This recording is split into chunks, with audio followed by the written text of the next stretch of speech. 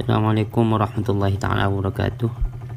Pandemi COVID-19 seperti yang kita alami pada saat ini tidak hanya berdampak pada perekonomian masyarakat, namun juga berdampak pada pola hidup sosial di masyarakat.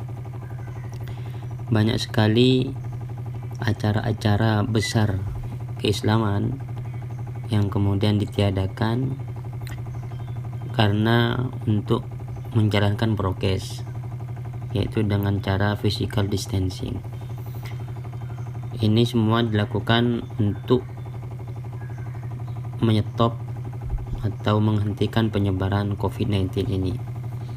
Salah satu yang terkena dampak dengan adanya COVID-19 ini adalah acara pernikahan.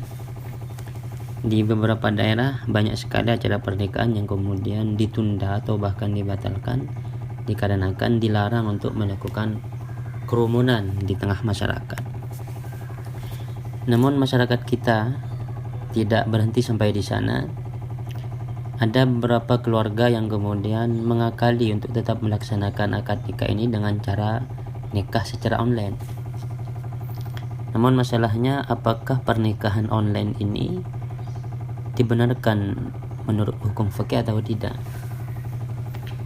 Setidaknya menurut saya, dari referensi-referensi yang saya baca, ada dua pendapat tentang nikah online ini atau an-nikah bil-ittisalat, nikah dengan sarana komunikasi ittisalat.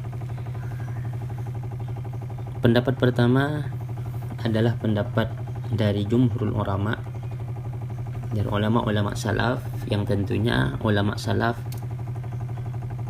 berpendapat bahwa nikah secara online itu tidak boleh. Alasannya adalah tidak ittihadul majlis, karena pernikahan itu harus dilaksanakan dengan cara ittihadul majlis, ittihadul ijab wal qabul fil majlis. Meskipun pada dasarnya wali dan saksi nikah itu tidak harus hadir dalam satu tempat, namun karena ijab dan qabulnya harus terjadi dalam satu tempat, mau tidak mau wali dan saksi harus hadir dalam satu tempat. Dengan demikian, berdasarkan pendapat pertama ini, maka melaksanakan nikah secara online itu tidak sah karena tidak memenuhi syarat ittihadul ijab wal qabul fil majlisil wahid. Meskipun ada beberapa cendekian Islam belakangan yang menganalisa bahwa sebenarnya pelaksanaan nikah secara online itu boleh-boleh saja, dikarenakan antara mempelai laki-laki dan mempelai perempuan pada hakikatnya itu menyatu dalam satu majlis yang disebut dengan cyberspace. Namun menurut saya itu adalah takwil ba'id, takwil yang sangat jauh sekali, karena yang diinginkan oleh ulama dengan kata-kata ittihadul majlis adalah menyatu dalam satu tempat yang seperti kita paham ini tidak ada kaitannya dengan cyberspace yang ditafsiri oleh beberapa cendekian Islam belakangan. Kemudian pendapat kedua ini datangnya dari Ba'dul Hanabalah, mengatakan bahwa pernikahan itu tetap sah meskipun ma'khtilafil majlis, meskipun ijab dan qabulnya tidak dalam satu majlis. Bagaimana dengan saksi? Saksi itu sebenarnya menurut pendapat ini masyhud alaihnya itu kan suara, bukan sesuatu yang harus dilihat, yang penting bisa didengar, itu sudah sah. Makanya saksi nikah itu tidak harus bisa melihat. Ini sepakat semua ulama bahwa saksi nikah itu tidak harus bisa melihat, yang penting bisa mendengar.